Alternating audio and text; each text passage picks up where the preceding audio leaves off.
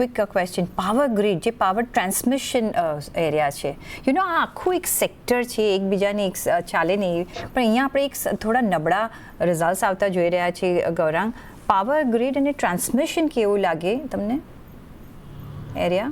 સારું છે તમે આ પ્રશ્ન પૂછ્યો છે, કારણ કે મેં ટિપ્પણી કરી ઉર્જા વિતરીકરણ અને ઉર્જા ઉપકરણને પણ લઈને, અને પાવર ગ્રીડ મારા ખ્યાલથી લગભગ 70% મોનોપોલી છે ગ્રીડ ડિસ્ટ્રીબ્યુશન નેટવર્કને લઈને.